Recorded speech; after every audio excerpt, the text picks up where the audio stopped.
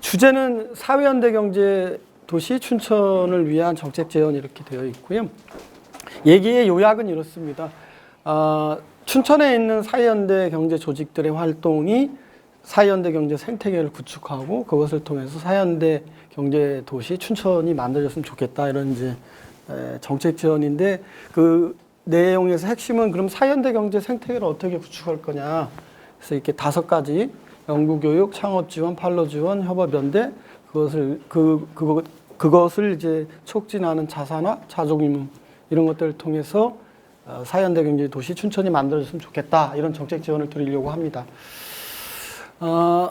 그러면 이 춘천에서 사회현대 경제 도시를 실현하기 위해서 그러면 이제 우리가 처해 있는 환경은 어떠냐?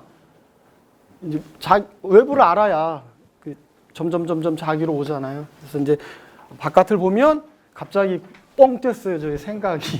뭐 춘천 얘기하다가 이제 세계 얘기죠, 세계.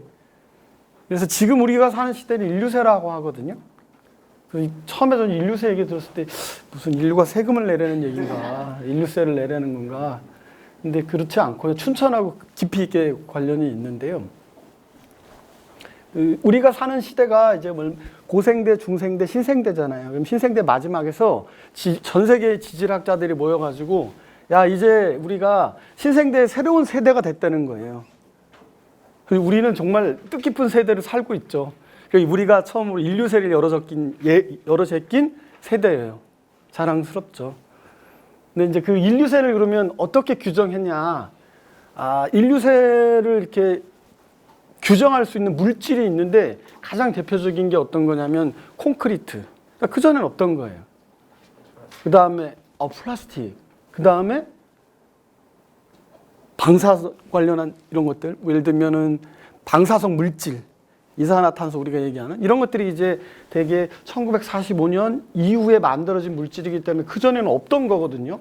그래서 이제 이런 것들이 그 캐나다 호수에 보면 이렇게 침잠돼 있대요. 그래서 그거를 이렇게 끄집어내면 이게 이제 이렇게 지표로 발견되는 거예요. 그래서 그거를 기반으로 우리가 새로운 세대, 인류세에 접어들었다고 하고 농담, 아까 잠깐 춘천 얘기했는데 춘천하고도 깊이 있게 연관되는 건데 한 300년? 아니 한 500년? 500년쯤 후에 이렇게 땅을 파잖아요. 그러면 인류가 가장 많이 먹은 그 물질이 닭뼈예요, 닭뼈. 춘천이 거기에 큰 기여를 하지 않나.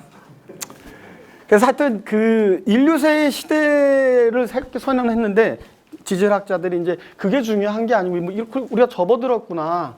근데 그게 중요한 게 아니라 두 번째가 중요한데 인류세의 인간의 사회, 경제 활동이 지속 가능하지 않다는 주장을 하는 거니까 지금과 같은 상태로 계속해서 유지되면 경제 상황이 이런 상태로 유지되면 지구가 없어질 수도 있다.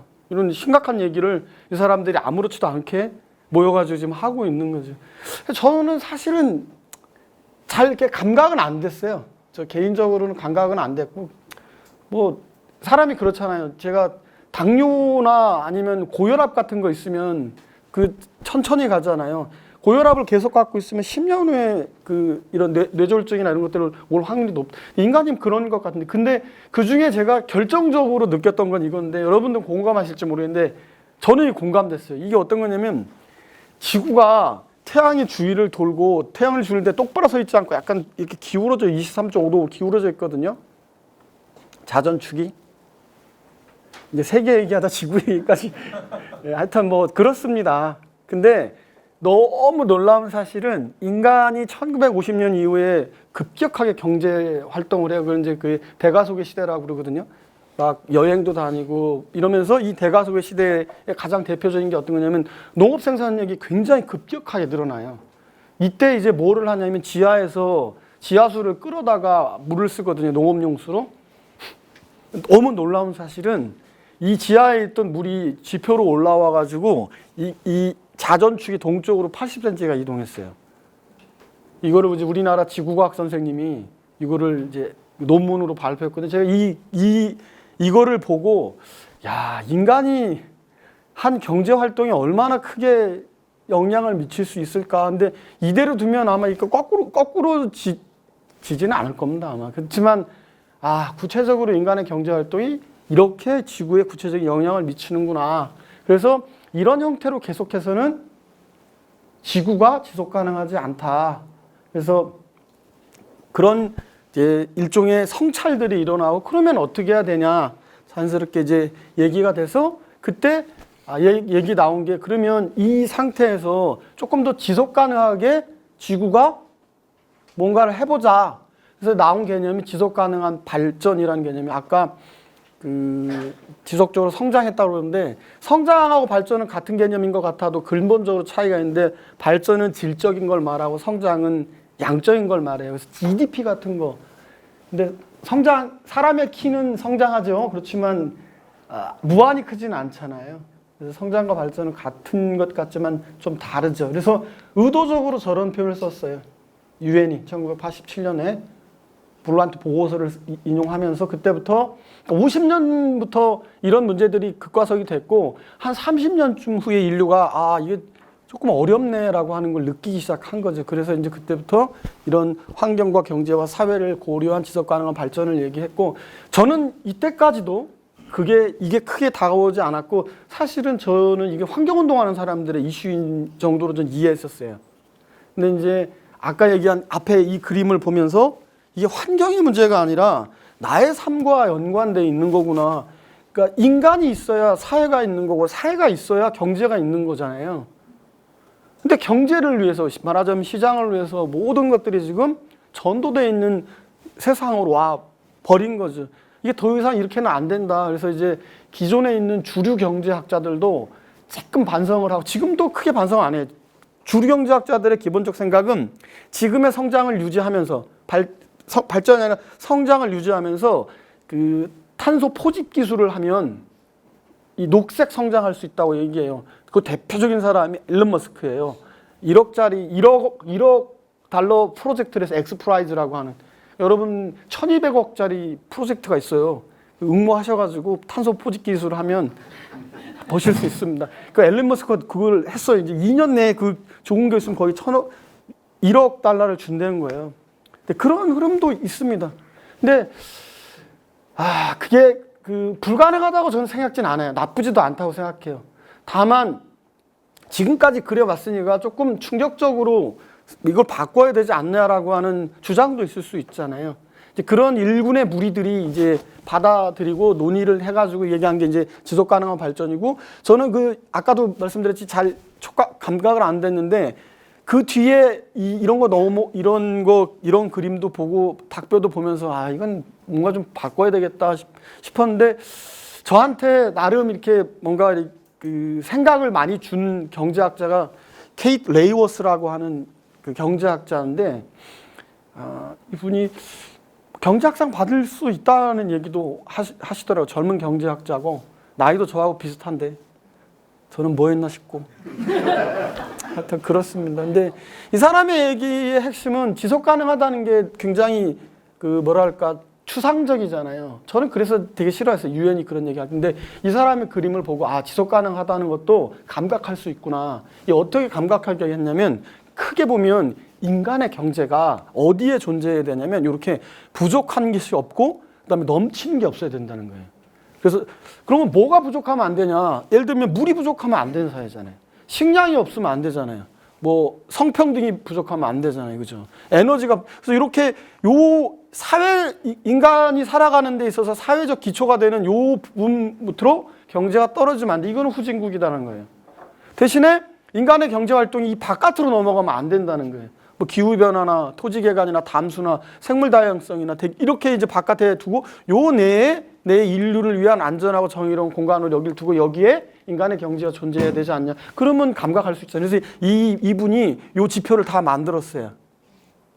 지금 근데 이 중에 예를 들면 기후 변화나 생물 다양성이나 오존층이나 질소와 이런 것들은 이미 자정할 수 있는, 그러니까 활동을 통해서 지구의 자연적인 활동을 통해서 자정할 수 있는 수준을 넘어섰으니까 의도적 개입이 일어나지 않으면 돌이킬 수 없는 상황이라는 거죠. 그래서 그런 것들을 이제 감각하고 요 범위 내에 정의롭게 존재하는 경제를 만들자.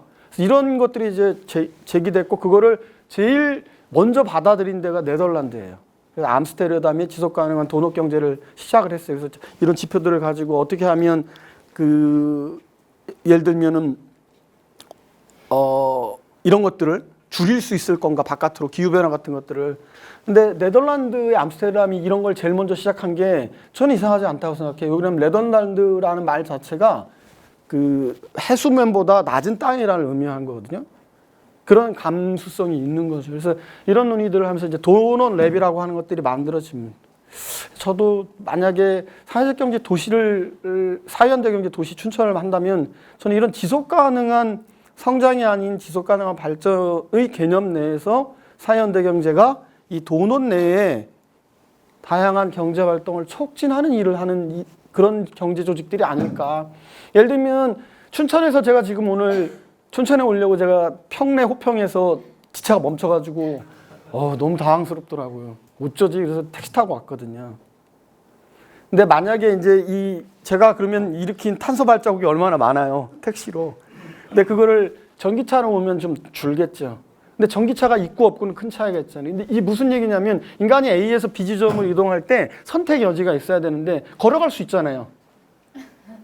달려갈 수도 있고 자전거 타고 갈 수도 있고 버스를 타고 갈 수도 있고 전기 버스를 타고 갈 수도 있고 자가용을 타고 이동할 수 있잖아요. 그 선택을 다양하게 줄 수 있어야 되는데 우리 삶에는 이제 그 선택을 굉장히 제한적으로 주고 있죠. 그런 것들이 많아지면 어떻게 돼요? 그러면 그 지속 가능성이 높은 도시가 되는 거죠. 그런 맥락으로 자꾸 이해를 하고 거기에 그런 것들을 촉진하는, 그러니까 돈이 안 되면 안 하잖아요. 저는 시장이 굉장히 좋다고 생각하는데 산 꼭대기에 올라가도 물을 마실 수 있어요. 산 꼭대기에 올라가도 물 마실 수 있잖아요. 생수.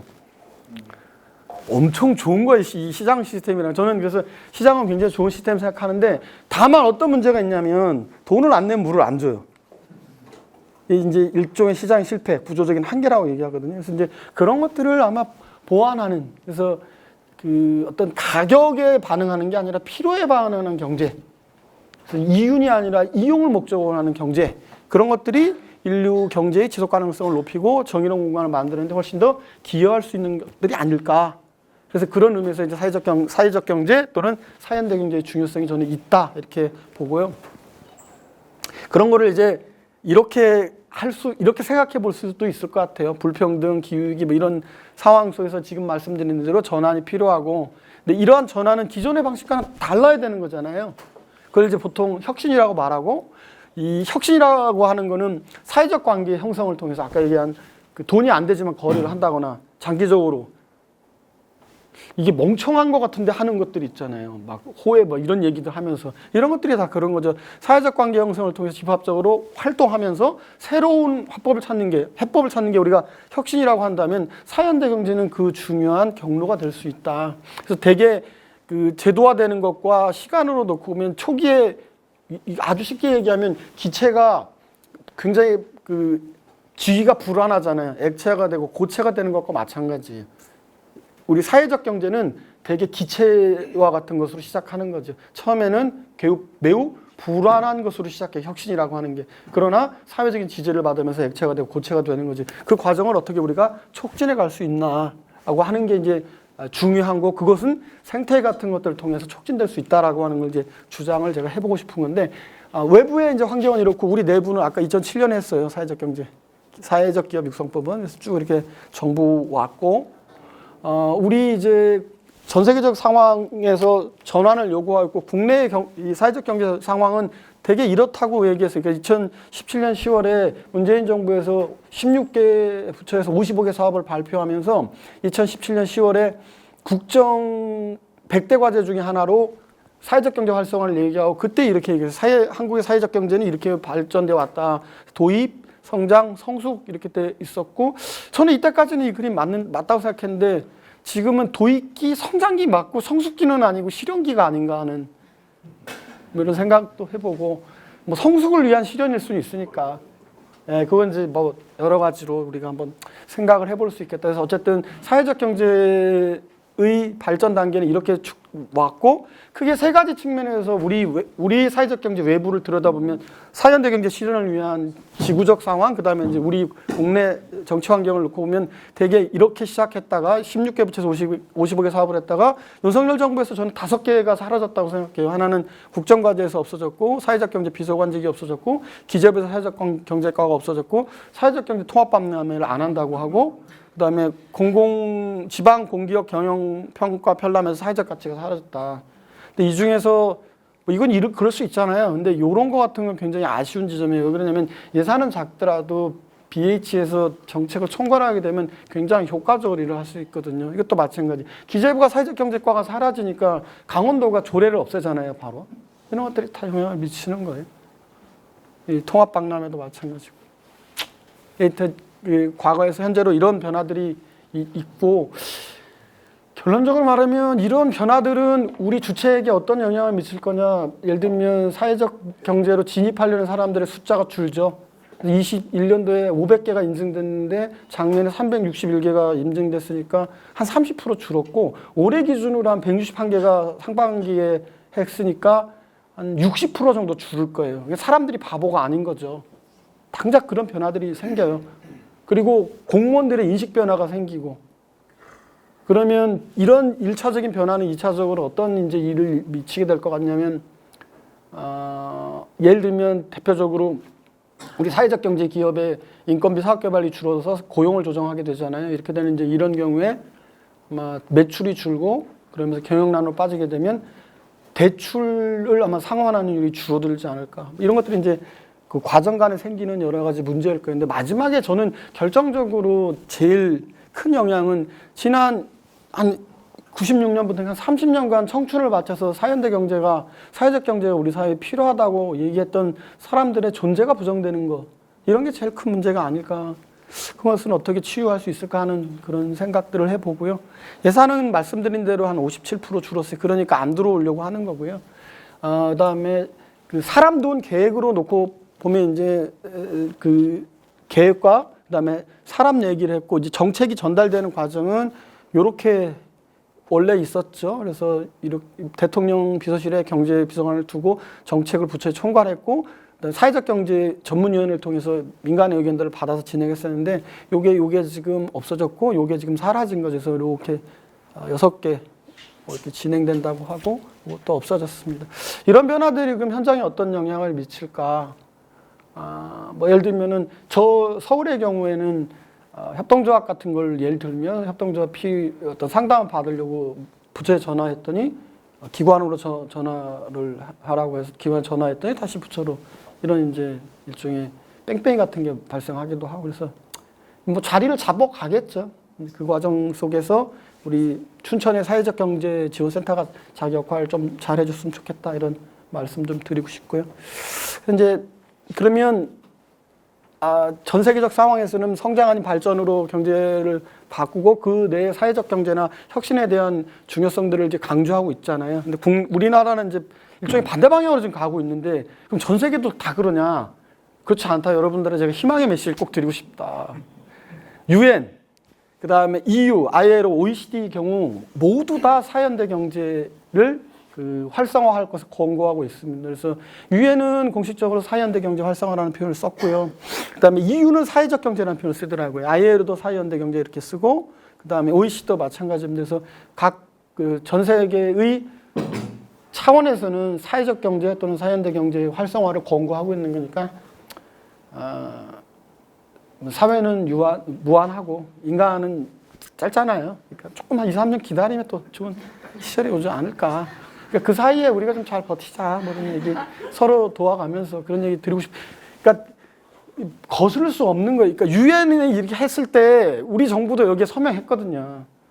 이건 뭐 어쩔 수 없는 일이라고 생각합니다. 이렇게 사회적 경제 또는 사회연대 경제는 지속 가능하게 간다. 이 얘기는 제가 꼭 드리고 싶어요. 너무 실망하지 마시라. 그래서 결론적으로 사회적 경제로 지속 가능한 도시 춘천을 하겠다라고 하는 선택은 저는 뭐 굉장히 나이스하고 좋은 거다. 정부마다 고유한 뭐 정책 아젠다가 있어서 사라질 수 있어요. 근데 지금 같은 경제 상황에서 사회적 경제가 없어져도 좋은 거냐? 저는 그렇게 생각은 안 해요. 경제가 침체되고 그 자영업자의 부대율이 높고 그런 지금 상황이잖아요. 다 어렵다고 하잖아요. 그럼 이럴 때일수록 예를 들면 빚을 누가 져야 돼요? 가게가 빚을 지는 것보다 정부가 빚을 지는 게 낫죠. 확장 재정 해가지고 사회현대 경제 활성화하는 것도 나쁜 선택은 아닌 것 같아요. 그러니까 유엔도 또 ILO도 OECD도 하라고 그러는 거잖아요. 그래서 실제로 국제사회에서는 사회현대 경제 활성화를 적극 나서고 있고 이런 상황에서 춘천이 사회적 경제로 지속 가능한 도시를 구현하고자 하면 적절한 정책 선택이다. 저는 연구자로 같이 참여하면서 그런 생각을 했고 그때 이제 하루 여기 와서 이 연구진 워크샵 뭐 초기 토론을 하고 그 자고 갔어요. 여기서 굉장히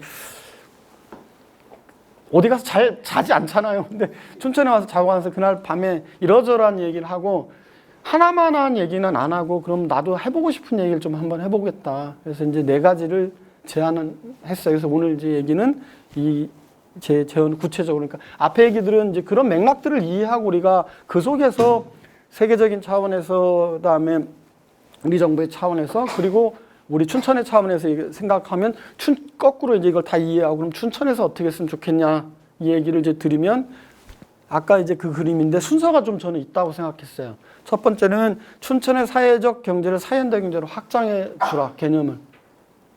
두 번째 생태계를 구축하는데 그 시작을 여기서부터 했으면 좋겠다. 이 5가지가 다 필요하지만 이게 제일 중요하다고 봤어요. 이거를 해야 나머지가 돌아간다. 그래서 협업과 연대. 근데 협업과 연대에 가로 열고 춘천형 컨소시엄 기업을 도입해라. 이 얘기를 이제 한 거는 그럴 만한 이유가 있어요. 집에 안 가시면 꼭 얘기 드릴게요. 그 다음에 3번째하고 4번째는 뭐 순서가 있거나 없거나인데 요거는 되게 행정의 비전과 목표예요. 근데 헛갈리는데 그 5개년 계획 그런 건 행정이 하는 거잖아요. 민간이 모여서 민간의 계획을 세울 수도 있어요. 근데 이 계획은 되게 이제 행정의 계획이니까 3번 이런 것들을 포함해서 사회현대 경제 도시의 비전과 목표를 이제 행정에서 선언하는 것이 이것을 촉진할 수도 있고 이것이 촉진되면 증거를 기반으로 이렇게 넘어갈 수도 있어요. 그래서 3번, 4번은 왔다 갔다 할 수도 있는데 하여튼 순서는 저는 1번, 2번, 3번, 4번 이렇게 해서 한번 해봤으면 좋겠다. 이렇게 이제 얘기를 드리는데 첫 번째 사회적 경제를 사회현대 경제로 왜 확장이냐 하냐 이렇게 얘기하면 이제 우리나라에서는 이렇게 이해되고 있다고요. 사회적 경제를 사회적 기업, 마을기업, 자활기업, 협동조합 그리고 복지 전달로 이렇게 이해하고 있어요. 근데 이게 그 잠재력하고 하고 실천의 확장을 가로막는다 이렇게 제가 생각하고 그래서 도전적으로 사회적 경제를 사회현대 경제로 적극 해석해서 하면 좋겠다. 그러면 이제 어떤 변화들이 생기냐. 이렇게 작게 5대 부분으로 하게 되면 전국적으로 2020년 기준으로 1차, 2차, 3차 산업 더해가지고 GDP가 한 2100조 되거든요, 우리나라가요.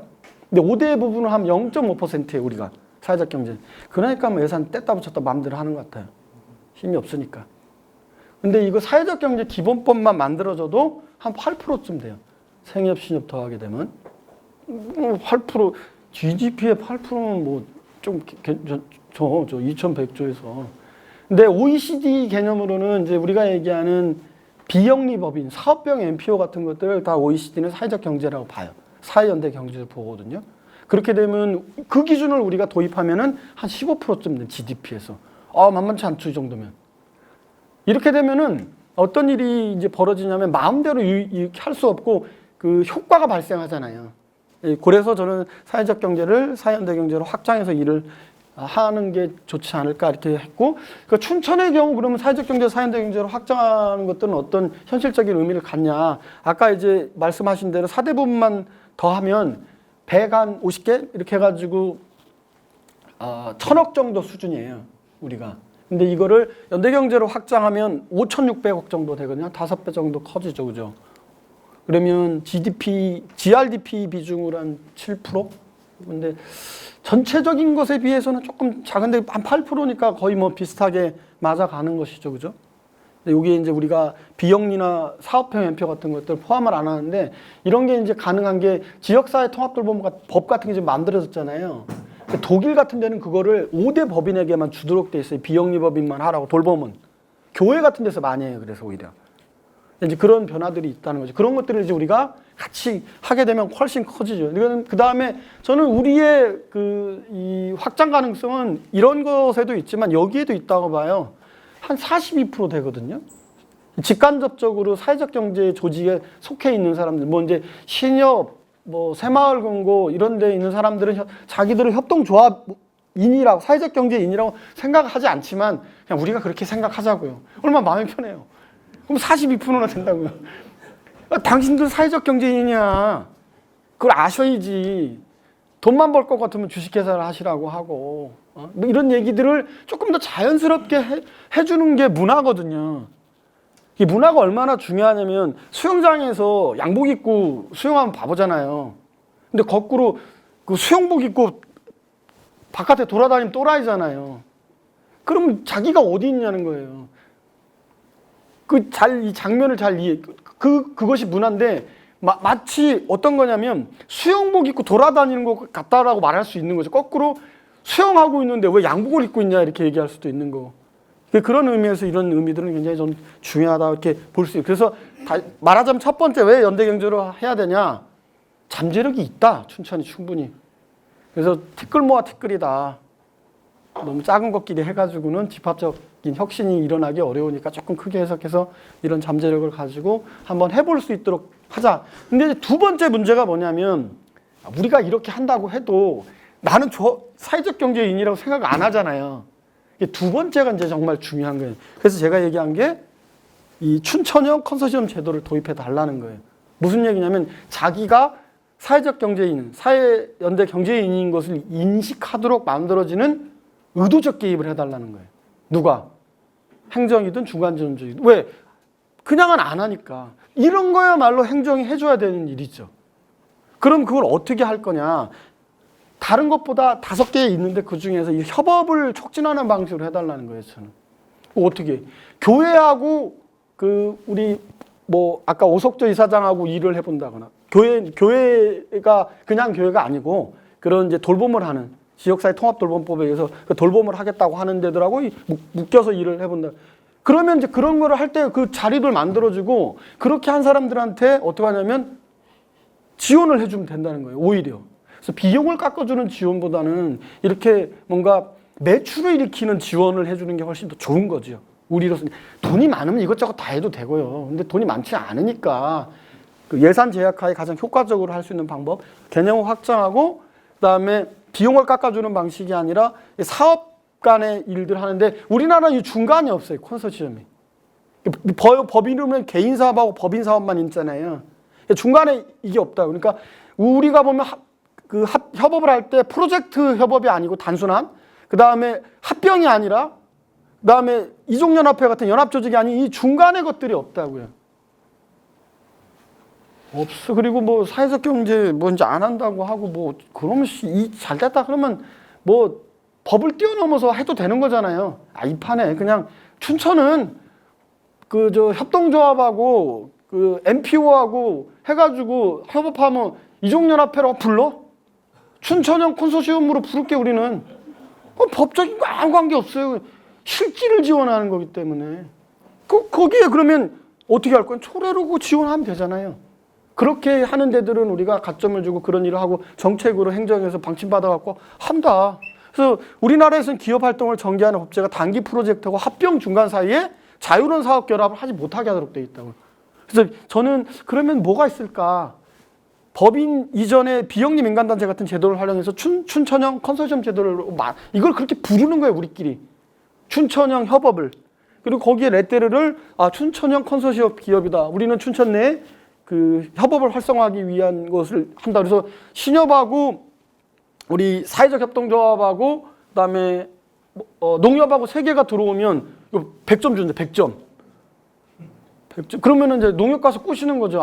도와주라. 니네 뭐 돈도 안 주면서 이런 거 이름이라도 좀 내주고 우리가 할 수 있게. 그렇게 해서 말을 트기 시작하면 교육지원비가 있잖아요. 걔네들은. 그런 거 가지고 조금 하다 보면 사람이 그렇잖아요. 이렇게 정이 오가다 보면 그 다음 단계로 넘어가는 거지 처음부터 잘 될 수가 없단 말이죠. 그래서 그 의도적 개입을 촉진하는 일, 그 일을 누가 할 거냐? 당연히 우리가 해야 돼요. 네트워크가.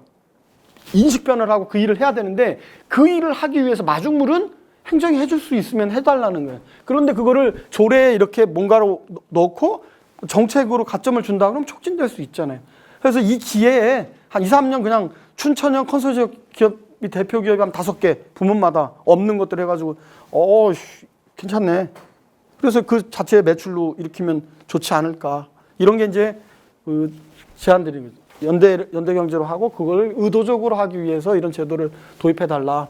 근데 이제 하나 머릿속에 꼭 줬으면 좋겠는 게 제가 그 사회적 경제 또는 사연대 경제 하면서 제일 어려운 것 중에 하나가 호혜예요, 호혜.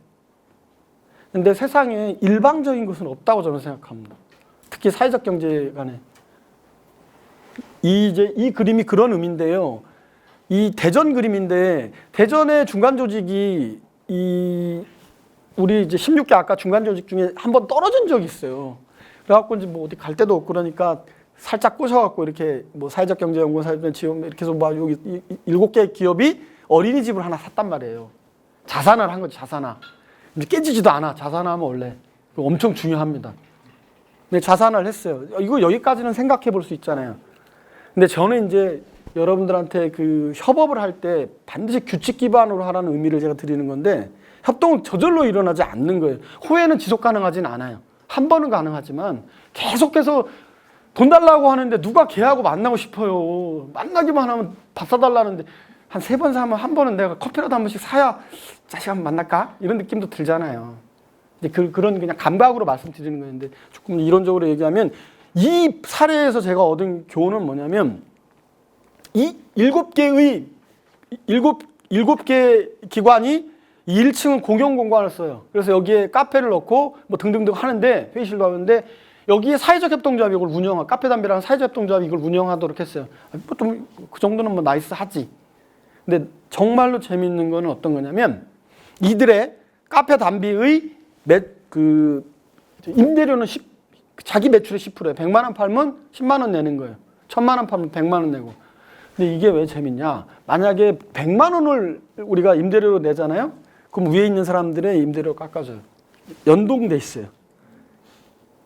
그럼 생각해 보세요. 오늘 같은 여기 행사를 여기서 해. 그럼 저 뒤에 있는 거 어디서 하겠어요? 여기서 사서 하겠지. 왜? 자기들 임대료 깎아지니까. 그건 너무 당연한 거잖아요. 그렇게 해서 협업이 지속 가능하도록. 그러니까 이건 의미를 무슨 얘기냐면 협업은 중요하고 좋은 얘기지만 1 더하기 1은 2다라고 말하는 건 아무 의미가 없다는 거예요. 실제로 그것이 작동하도록 하기 위한 내부의 규칙을 만들고 그 규칙이 어떤 것인지에 대해서 얘기하고 토론하고 하는 과정들을 겪으면서 신협, 생협, 그다음에 우리 사회적 협동조합이 모여서 협동이 일어나는 거지 그냥 일어나지 않는다는 거죠. 그래서 이 부분을 협업은 호혜의 원칙에 기초해서 상호적으로 합의돼야 된다는 거예요. 그래서 호혜만으로 이루어지는 게 아니라 상호적인 것도 동시에 있어야 한다라고 하는 것을 우리가 잘 이해하고 했으면 좋겠다는 얘기를 좀 드리고 싶고요. 3번째는 이제 생태계입니다. 그래서 이것부터 시작한다 말씀드렸고 연구교육, 창업지원, 판로지원, 자산에 이게 다 같이 묶여 있어요. 이게 생태계인데 이거를 어떻게 그 개념 규정하는 것은 사람마다 다를 수 있는데 저는 이 5가지는 반드시 사연대 경제를 하려면 있어야 된다고 보는 거예요. 잠깐 아까 우리 오석조 이사장 얘기한 것 중에 이 자조금융 얘기한 거예요. 그게 엑셀러레이터라고 하거든요. 그런 거를 돈만 빌려주는 게 아니라 단순하게 금융하는 게 아니라 창업 지원을 하는 거거든요. 이 묶여서 돈으로. 그러니까 될 만한 기업한테 돈을 주고 근데 그게 돈이 작더라도 그걸 가지고 다음 단계로 가도록. 그러면 예를 들면 이 협업연대를 기반으로 무리를 연구하는 거, 그 다음에 창업지원 반드시 있어야 돼요. 왜 그러면 새로운 애들이 들어와야 되거든요. 안 그러면은 362개를 그냥 평생 가는 거야. 그건 안 되죠. 계속해서 의도적으로 해야 될 거고, 그 다음에 만들어진 사회적 경제 기업에 물건을 팔 수 있도록 해야 돼요. 근데 여기에서 계속 말씀드리지만 비용을 깎아주는 방식은 안 된다는 거예요, 저는. 비용을 깎아주지 말고 춘천역에서 하되, 그러면 그 임대료 받고 그 10%는 없다. 여기다 꼬라 박으시라는 거예요. 자조금융으로. 그래서 예를 들면은 1000만 원이 모였다. 우리가 그렇게 해서 한 번 행사하고 그걸 자조금융을 묶어서 1000만 원, 뭐 5천만 원 됐다. 그러면은 전주에 사는데 5대1로 하거든요. 전주는 공공이 5를 줘요. 매칭을.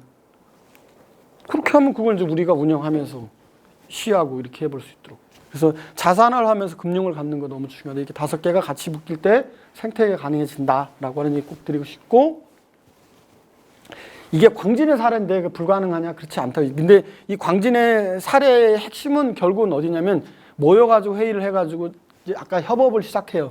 그리고 공동의 사업으로 넘어가요. 그런 다음에 그것이 공동의 자산, 아까 얘기한 자산화로 이어진단 말이죠. 그리고 그것을 이제 공동 기금을 활용을 해가지고 다시 상호거래가 활성화되도록 하는 이런 이제 선순환, 대먹임을 한다는 겁니다. 그래서 요 그림이 앞에 한 것을 현실적으로 보면 어디서부터 시작해야 되냐, 우리가 생태계를 이런 형태로 시작하라는 거죠. 이렇게 해서 하고, 이제 마지막 제안은 그 구체적으로 행정한테 요구를 해야 돼요. 예를 들면 그 우리 춘천이 전체 예산 1조쯤 되는 걸로 제가 기억하는데, 뭐 전체 예산의 1% 정도는 우리 사회적 경제를 위해서 써라. 사람 돈 계획이거든요. 모든 일은 어떤 사람이 어떤 예산으로, 그죠? 어떤 계획을 갖고 하느냐. 그렇잖아요. 그러면 이제 그런 의미에서 목표하고 비전을 구체화하는. 만약에 그 제시되거나 목표로 제시되지 않으면 관리할 수 없고, 그죠? 관리되지 않으면 측정할 수 없고, 그러면 우리 다시 관리될 수 없는 거죠. 그러니까 이 목표하고 비전을 만드는 건 너무 중요한데, 이 비전과 목표를 행정이 만들 수도 있고, 아니면 민간과 협업해서 만들 수도 있고, 등등등 여러 가지 있는데, 하여튼 그 강제해서 기본 계획 같은 거 만들고 조례로 해서 구속력을 갖게 해달라는 취지입니다. 그래서 이 4가지를 잘 해나가면 사회적 경제를 조금 더 크게 사회연대 경제로 해서 춘천의 사회적 경제 도시를 만드는데 조금 도움이 되지 않을까 하는 정책 제안을 좀 해봤고요. 마무리하자면, 한국의 사회적 경제는 지역을 기반으로 주민 참여 유도하고 지역사회의 숨겨진 잠재력을 발굴하며 지역사회 공동회부를 만들고 협동의 지역사회를 만들어왔다고 저는 생각합니다. 만약 한국 사회가 직면한 여러 문제를 해결하는 이런 여러 가지 집합적 활동 모델로 사회적 경제를 우리가 이해한다면, 사회적 경제 조직은 제3의 영역에서 시민사회와 우리 한 번도 지금 잘 사업적으로 안 만났죠. 만난 시민사회와 함께 지속 가능한 사회를 위한 구조적이고 제도적인 이런 혁신의 주체가 될 수 있다고 생각합니다. 그래서 사회연대 경제 활성화와 생태계 구축을 위한 우리들의 이런 실험과 실천이 지속될 수 있도록 관심하고 지원이 필요한 상황이다, 이렇게 말씀드리고 싶습니다. 감사합니다.